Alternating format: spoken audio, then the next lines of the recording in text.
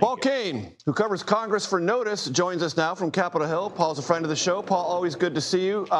You've been around Congress a lot longer than I have. I've been around a while, but you've been around longer.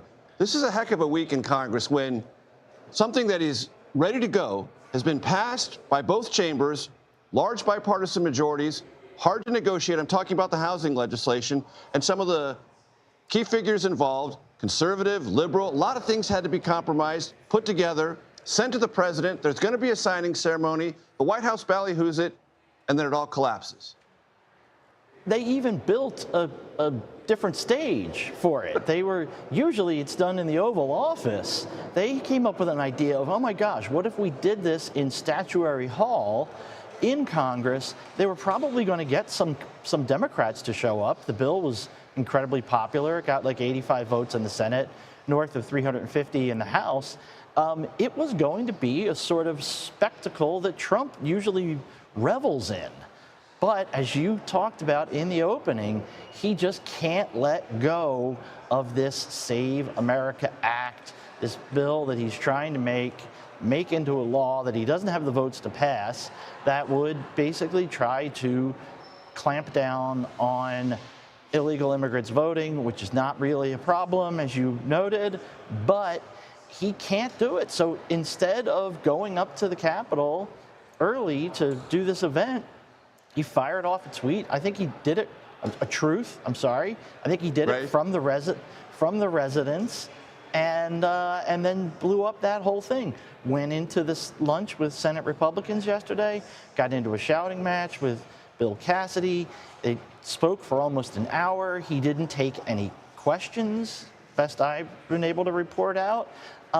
Did not win any additional votes from senators to either pass the Save America Act or to blow up the filibuster. So he's stuck, and now he's saying basically that, yes, he's freeing up the House to try and pick up on their agenda, but he's not saying I'm going to sign the housing bill that they had set up.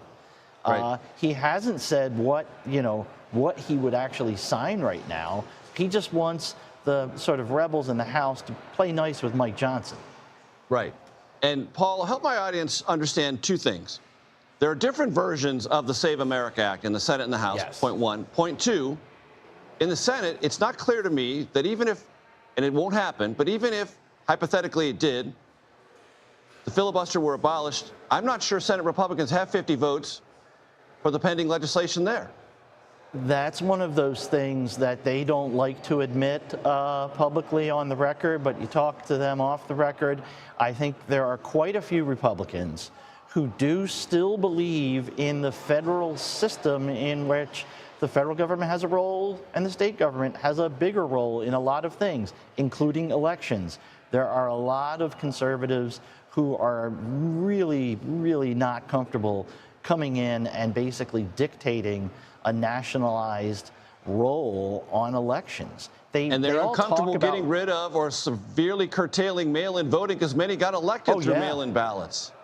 Oh my gosh, rural Nevada, rural parts of the country rely incredibly heavily on mail-in voting, and doing away with that. Mail-in voting was originally the Republican artwork. They mastered it in places like Florida with senior citizens.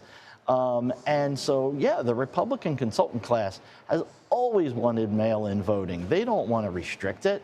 So, yeah, he has a problem with the overall vote count in the Senate, no matter what the Senate rules are.